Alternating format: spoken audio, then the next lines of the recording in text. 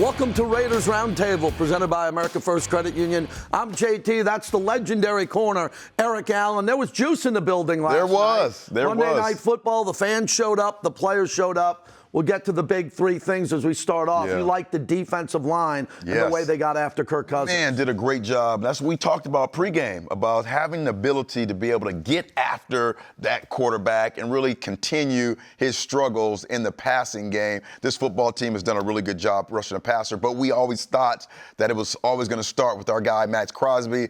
Unfortunately, Max not there, but the team really stood up, did a great job at getting after the quarterback. We had several players rushing the quarterback, using stunts, great moves, forcing that pocket to close in, JT, on Kirk Cousins, keeping him in the struggle land for the passing game, and those guys really having a good time. You really like this aspect of our football team. As we all know, we start this season off, and that was going to be the unit that propelled us. We had so many injuries early on, but these young players, these guys who are coming off of the practice squad, have really stepped up and played tremendous in the passing game against their passing quarterbacks. Look, I've said this all year. If Max was healthy in that game and Malcolm Kuntz was there and Christian Wilkins in that game, you're seeing a lot of young players up front, Butler especially. The rest of this group, they have an engine. They play hard. Patrick Graham lets them play. And look, they give up a couple of big plays. We'll get to the rushing attack by Atlanta coming up. But overall, that's something to build on because of the depth of the defensive line and how many reserves and young players are stepping up and having breakout plays. Yeah, there's going to be some decisions to make, and some tough decisions to make coming up this offseason because these young guys are playing so well and getting after the quarterback. All those position coaches are really excited about these young players continuing to perform and play well. I was disappointed with the Raiders' passing game. I didn't think they got going. I've been calling for Desmond Ridder to start. I wanted to see him after Aiden's injury, what we saw with Gardner Minshew. He had an opportunity against his former team. I don't think he took advantage of it. Give the Falcons credit. Their defense, which was last in the league in sacks, got after him all day, and it just looked like it was a new quarterback, almost in a new scheme, trying to get comfortable, and it just didn't work out. Well, after the last couple weeks where we saw Scott Turner utilize the play-action pass, just seemed a little bit off, and there's a missed pass here. It seemed a little bit off that we were in shotgun for most of the day. So not having Sincere McCormick obviously affected what's going on there. And kind of decisions you make as a quarterback when you see the formation, you see everything happening, and in practice you're thinking, hey, man, this thing was open, so I'm going to make my decision early. I just think the decision-making wasn't on par, and this was an interception late in the game. I'm not going to count that against him, but the earlier interception was just a bad mistake here. After about 18 starts for this young man and this system being new, I just didn't think the system and his skill set really fit, particularly when you lose Sincere McCormick, who had played so well the last couple of weeks, and not having him be able to really rely on that running game really affecting the way that this offense really wanted to perform. That was a huge critical error there and a mistake. But I think Dez has an opportunity in this league, and he needs to take full advantage of it. But I think from now on, I think maybe we'll get AOC as quarterback the next couple of weeks. What was frustrating to me was Brock Bowers didn't get enough targets, and Jacoby Myers didn't get enough targets for the wide receivers. And what I thought should have happened in this game is there should have been some quick passes to Brock. Get Brock going early in the game and get back to him, because we were all in the building looking for records with Brock. And I just thought that getting away from Brock, and tip your cap to Atlanta, they had a scheme in place. We've talked about this all year long. You got to move Brock Bowers around. You got to put him in motion. You got to hit him behind the line of scrimmage. Get his juice going early in a game. And again, I thought they got away from him. And Jacoby Myers has come to play all year long, too. I thought there should have been more targets. When the Raiders want to hand the ball off and force it, understand you want some balance, but it's too late in the season when you got two players like that who want the football. We thought Monday night would be the perfect opportunity to really showcase this young tight end who has really taken the league by storm, and unfortunately we weren't able to do that. And maybe because of the shotgun, or you didn't feel comfortable with Ridder being able to target and just kind of stare down, but you have to find ways to get him involved in the game. I think he's the kind of guy who could be the pivotal point of our offense, and everything can kind of come around him. And you're exactly right. I thought Jacoby, as far as a second receiver, number 2 guy, is a kind of guy who can do a little bit of everything. He can run your middle routes. He can run your quick game. He can really take advantage of going against your second best corner. And we just didn't see the targets early on outside at all. It was just basically to running backs on the wheel route. So you're incredibly, you're right. As far as Brock Bowers is concerned, you got to find a way on Monday Night Football when we are the standalone game. And of course, there was another game, but Raider fans in the building, everybody wanted to see Brock and how dynamite he has been this season. If the Raiders were more competitive with their record, it would have been an interesting finish to that game because with the game on the line down the stretch, you see them playing faster. Right. And you see them taking shots. Yeah. And all of a sudden, the offense opens up. Now, a lot of that has to do with Atlanta playing a little bit of a prevent. You want to talk about a team that was just trying to get to the locker room. Wow. Kirk Cousins was struggling 120 yards, and they were going 3-and-out punt. Yeah. But the fact that the Raiders had so many mistakes on special teams. Oh, man. With the blocks, when it comes to an extra point and the punts, this is the special teams unit that is strong. Yeah. It's one of the strengths of the team. They just had a bad night. Yeah, we really take pride in our special teams. That's one of the aspects of our football team that we going into the season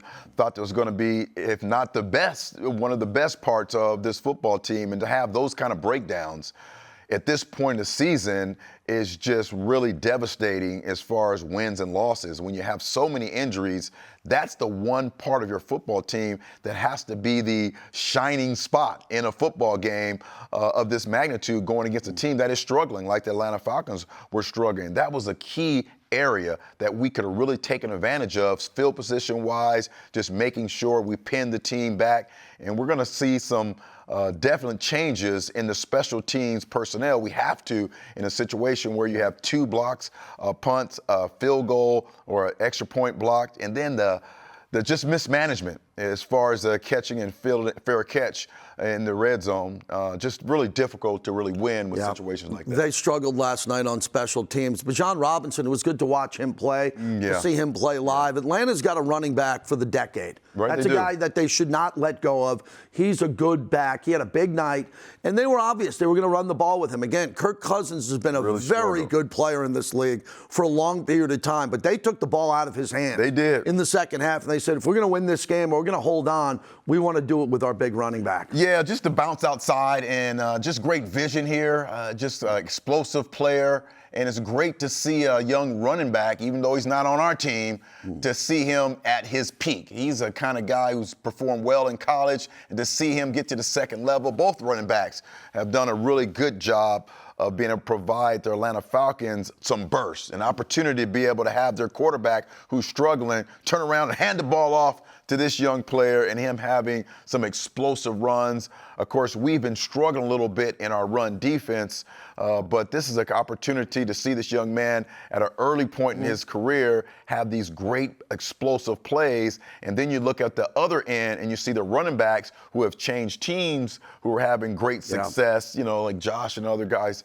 And you're saying to yourself, this guy could be an Atlanta Falcon for a long time and be a really important player, particularly when these quarterbacks for the Atlanta Falcons are really struggling. Raiders had the ball late with an opportunity to win. To win that game on that final throw, but they come up short again. That's 10 losses in a row. When we come back, our MVP, Rich Gannon, will join us. He'll evaluate the quarterbacks and what the Raiders have to look forward to next, as Jacksonville's up next on the schedule.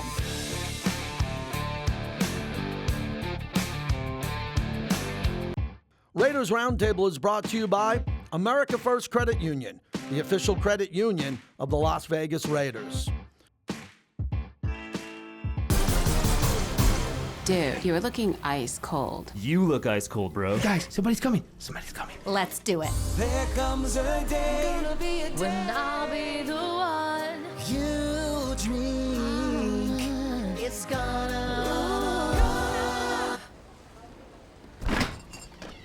gonna be Ray. Dude, are you crying?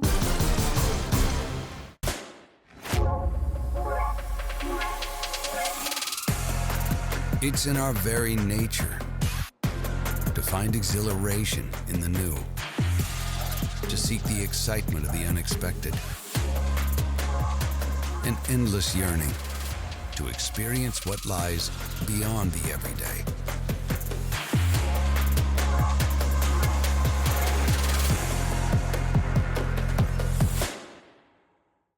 Raider Nation, when you come to see the Raiders take the field at Allegiant Stadium, you should do it from the best seats in the house. So grab an ice-cold Coors Light, and you can enter to win tickets for these Coors Light silver seats at Allegiant Stadium. With plush seating, state-of-the-art beverage coolers, and wireless phone chargers, there's no better place to watch your Raiders bring home the win. Celebrate responsibly.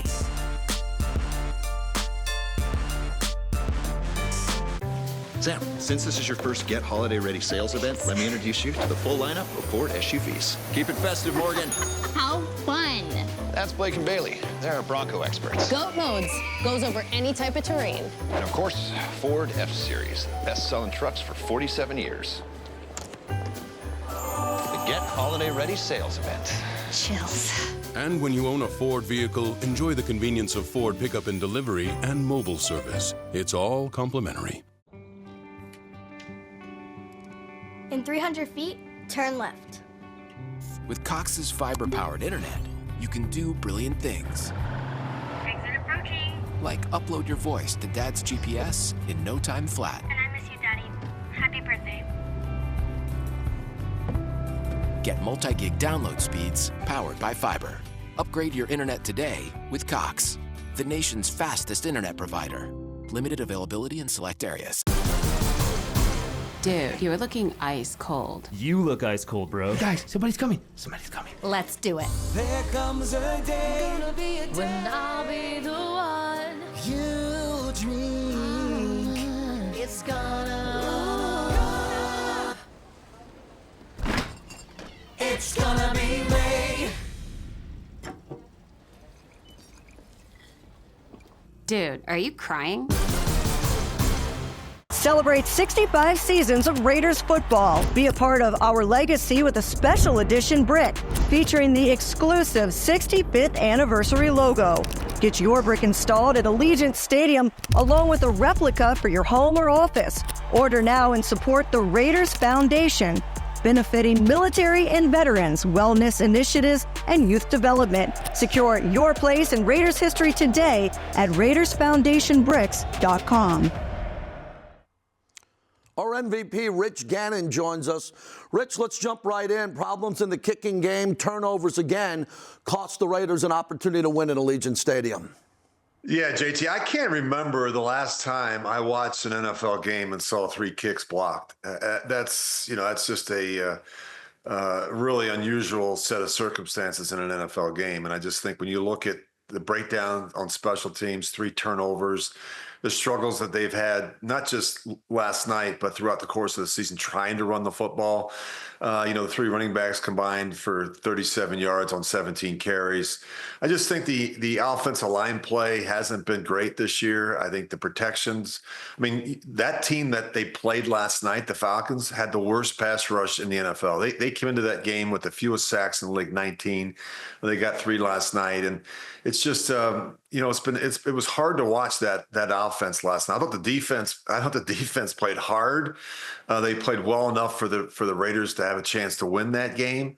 But when you turn the ball over 3 times and you get 3 kicks blocked, you're just not going to win. Yeah, I believe, Rich, there's 3 phases of the game.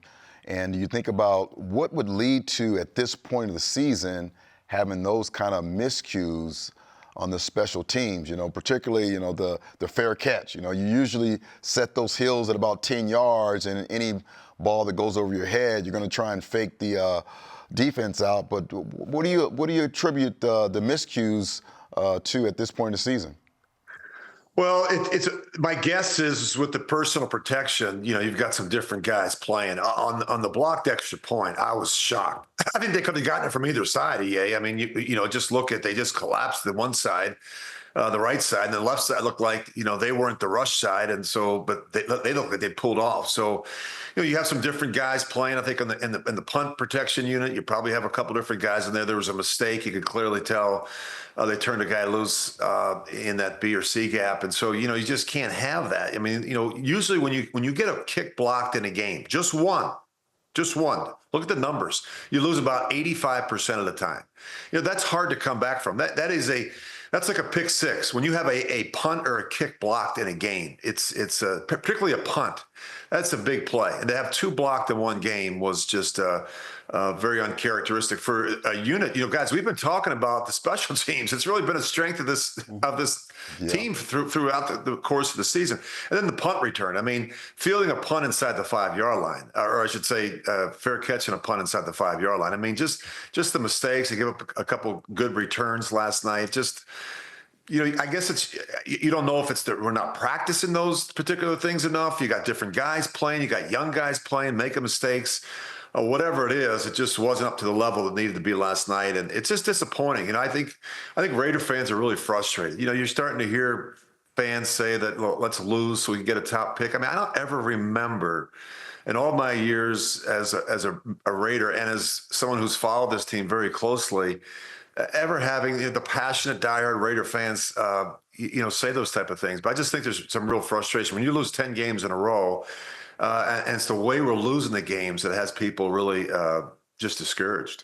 Rich, I want to get to the safety. I've watched a lot of football in my life. I've never seen a safety off a shotgun inside handoff. I've seen a stretch safety. I've seen a handoff up the middle. I've seen a sack for safety. Whatever it is, what were they thinking running shotgun at the goal line, starting a back deep and running it right into the pile? I mean, everybody in the stadium could see that from the upper deck. I could not believe that play call.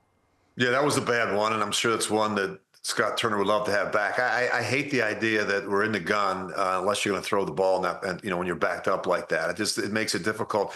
The other thing, guys, that I have a problem with is, when you're in the gun the entire night, it compromises what you're going to do in the running game. It limits what you can do in the running game when you're not under center. And I thought it was a dramatic change, a philosophical change, a scheme change with the quarterback. We didn't see that with the other two quarterbacks, with Gardner Minshew, with Aiden O'Connell.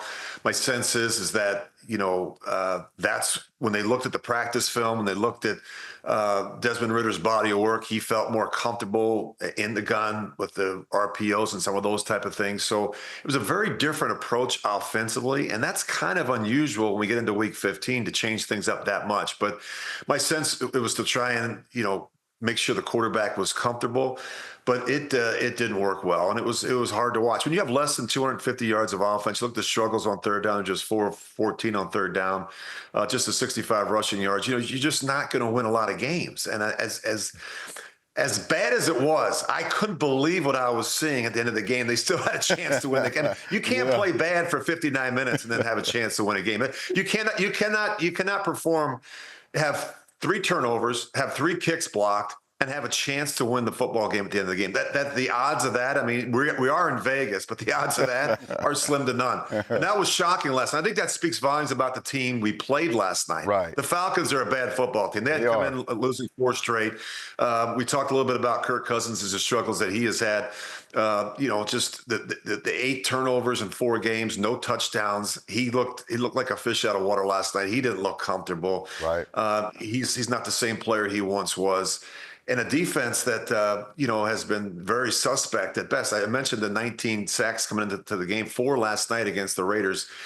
It's hard to pinpoint what the issues are other than personnel. Yeah, for sure. When you talk about quarterback play, Dez, this is, I think, last night was Dez's 18th start overall in his 3-year career.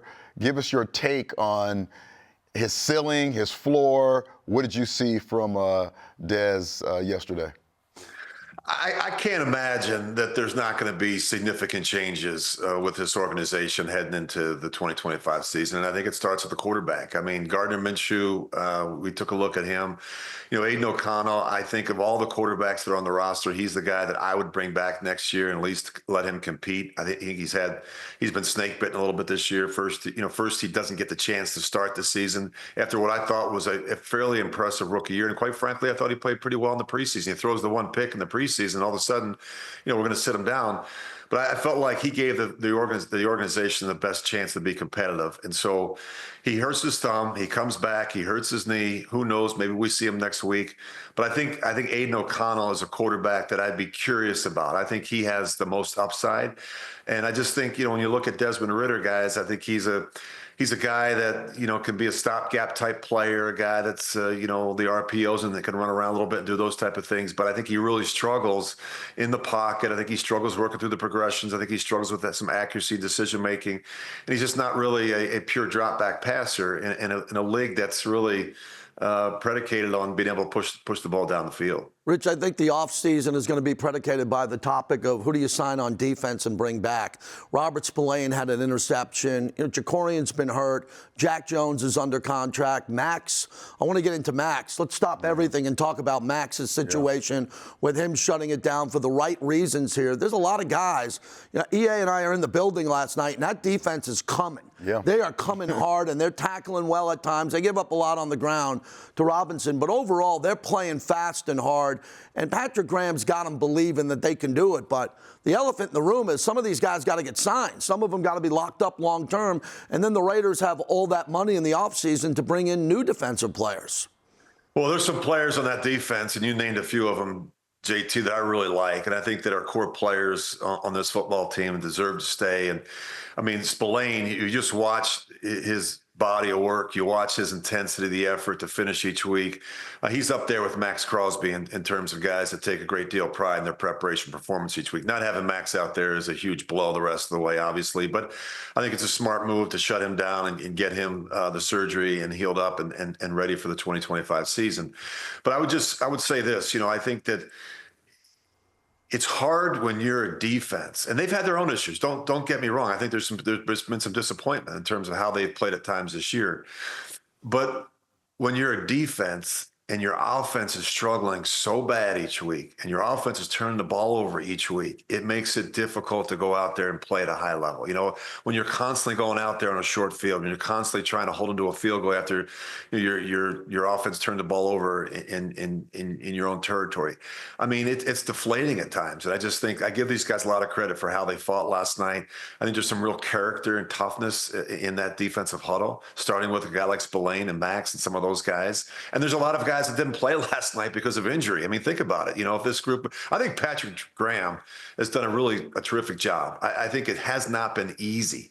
And I think when you have, turnover on the offensive side of the ball, you have a new coordinator come in, it's hard. And for the second year in a row, and I give that group a lot of credit for how they fought this season. Yeah. One surprise there was Adam Butler, and talking with him last night, he talked about this is an opportunity for everyone, right, to show that you are a Raider. And lastly, for me, Rich, what kind of players you think are going to be able to make that next step with this organization?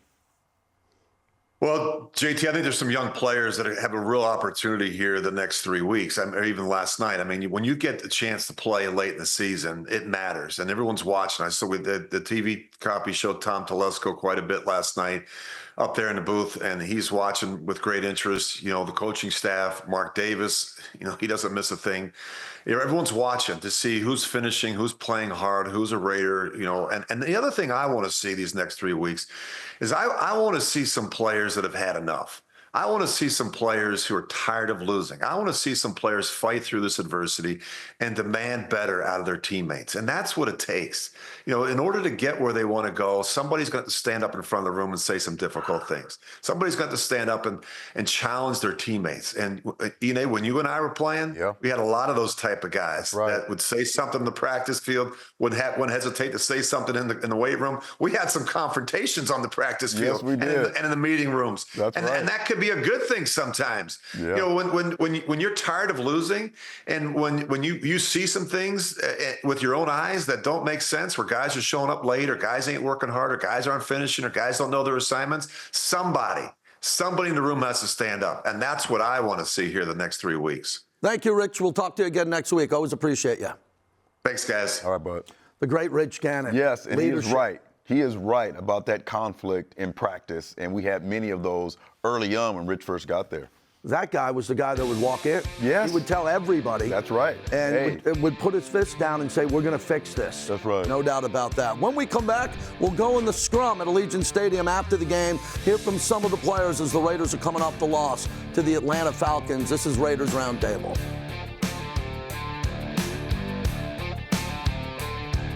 Hey Raider Nation, when you come to see the Raiders take the field at Allegiant Stadium, you should do it from the best seats in the house. So grab an ice cold Coors Light, and you can enter to win tickets for these Coors Light silver seats at Allegiant Stadium. With plush seating, state-of-the-art beverage coolers, and wireless phone chargers, there's no better place to watch your Raiders bring home the win. Celebrate responsibly.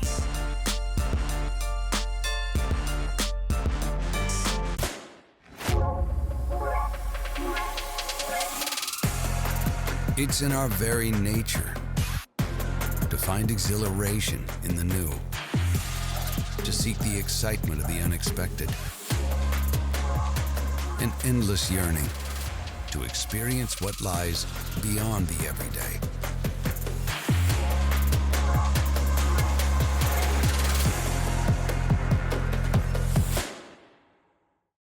Sam, since this is your first Get Holiday Ready sales event, let me introduce you to the full lineup of Ford SUVs. Keep it festive, Morgan.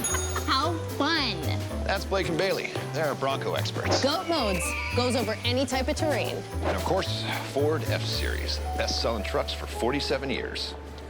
The Get Holiday Ready sales event.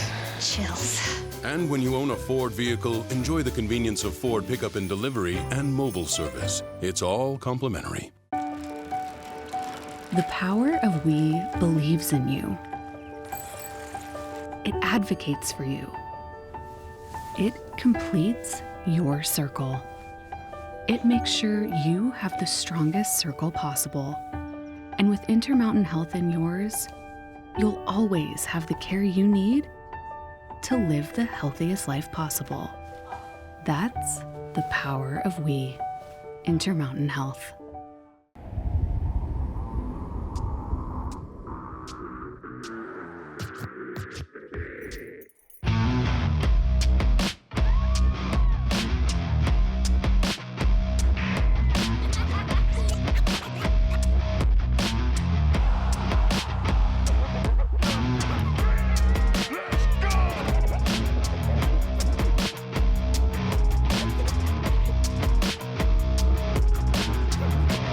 Hey Raider Nation, when you come to see the Raiders take the field at Allegiant Stadium, you should do it from the best seats in the house. So grab an ice cold Coors Light, and you can enter to win tickets for these Coors Light silver seats at Allegiant Stadium. With plush seating, state-of-the-art beverage coolers, and wireless phone chargers, there's no better place to watch your Raiders bring home the win. Celebrate responsibly.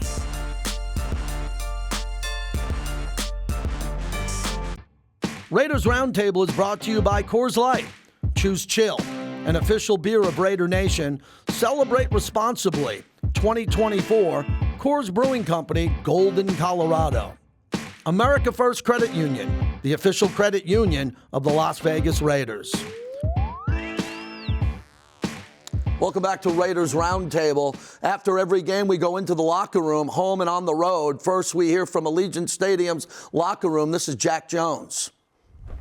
So what did you see out there, Jack? What did Atlanta do? Was it anything they did special that messed you guys up defensively, or just had you guys off kilter, I should say? I mean, defensively, I felt like we played a good defensive game. I mean, talk about me. I mean, I can't get out up in that situation. I mean, we know what's coming in the fringe area. You know, we know double moves gonna be there. I mean, I gotta get my eyes right, bro. I mean, that's unacceptable. I mean, I'm not going for that. Coach not going for that. You know, I got to be better next week. How much of that is you trying to jump the ball and try to make a play? I mean, that's all it is. Me trying to jump the ball, me trying to make a play. I'm going out my way trying to make a play, and I'm giving up plays, and that's not how you make plays. You make plays by doing your job and being consistent, and, you know, I know that, so, I mean, man, I got to be better, man. Wow. That's great. That's accountable. You saw this. You talked about it before the show. What'd you see? Right. That's exactly what's going on. The tape is out on our guy, Jack Jones. They know that he likes that jumping that out route or jumping that hook route and being able to get it and take it to the house. But that is great accountability right there. And that just shows you the coaching is getting through. 4 or 5 weeks ago, I'm not sure we would have got that out of Jack Jones. And just like the ability to be able to show that, hey, I'm accountable, I can be a leader in here. We're missing Max Crosby. So all these defensive players understand how important it is to play better, to be better. And I love that clip right there from Jack. Well, down the stretch, these games are really important. Here's Tyree Wilson. Do you guys feel like you're close, right, in terms of actually pushing through, pulling through, and getting that W? Do you feel as close as it looked out on the field tonight? I mean, it came down to the last series. I mean, I feel like we real close, but you know, close don't matter. We got to get there. What do you think it is you guys are missing? You know, I don't know. That's why we go back to work, and that's why we got practice this week. Short week. We got to, you know, watch the tape and be critical on ourselves to get out this slump.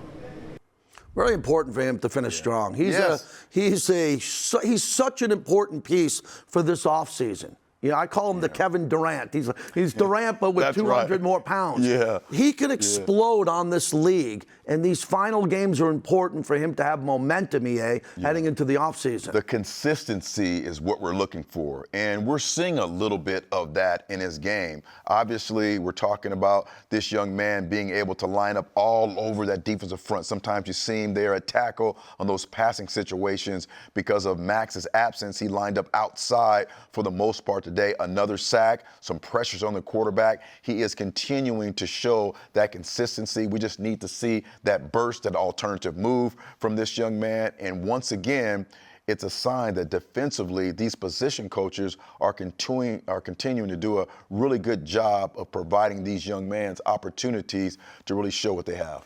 Our final player in the locker room, what a character guy, Jakobi Meyers. We've heard Max talk about playing for pride, you know, and for you, like, what's your why out there? You hit the field and that motivation despite being out of playoff contention. I mean, I'm still hungry. You know what I'm saying? I had goals a lot bigger than what has been told to the public, you know what I mean? So I'm still trying to get those done. Trying to make sure my family eat every day, you know what I mean? Like, trying to make sure my boys go out there and can lean on me and trust that I'm still going to be there for them. So it's a million reasons. You just got to pick one. You could throw a dart, close your eyes, and you'll hit something that's a reason to play for real. So. I met his mom last night at the game, and we met his dad. Remember, he came over to us at the doors. He's a great guy. He's a really important player on this team. And Jason Horowitz, the play-by-play voice, told us before the game he thought he'd throw the ball. I wish he had more time. He was throwing that. He was looking to throw the ball deep. He's got a lot of athletic talent. Yeah, it just shows you his versatility, his fight. And another guy, you saw his personality right there. These are the kind of guys that I would love to have as a Raider in my locker room. Guys who are really focused in, dialed in, have some goals they still are trying to attain and trying to meet. He's another guy in this kind of scrum that we saw, these three players who I would love to have continue on this football team. I think he's a dynamite football player and really aware of what's going on right now. Is going to continue to try and be a leader in that locker room. Our next game is against Jacksonville. They're struggling. There's going to be a lot of changes within that organization, like there will be with the Raiders here. Everybody's talking about draft picks, who's in order and all that. I'll tell you this much. Jacksonville's going to come in hard. Their fans get an opportunity to come here for the first time. We saw that with the Atlanta fans. I'll take away a lot of effort again from the Raiders. No one likes losing 10 in a row, but we've seen this team fight, and that fight on that defense Monday night against Atlanta was about as big of a fight as I've seen this year. Yeah, we have to continue to see that. And practices are so important. And you have to look at it like some of these inexperienced players have to get a lot of their experience through practice. So I expect practices to be really hot, great tempo and tenacity in practice. So that shows when we're playing those Jacksonville Jaguars. Hey, they're practicing here. That's right. They got an unbelievable opportunity with everything that Mark Davis has provided. Another tough loss for the Raiders, but we got a short week, and we'll be right back at the Torch. That's right. At Allegiant Stadium. Come and join us. That's what we do. Thank you for joining us on Raiders Roundtable. We appreciate you. We'll get you ready all week long for the Jacksonville Jaguars as they come to Allegiant Stadium. Raiders got to keep fighting down the stretch here. Thanks for watching the show.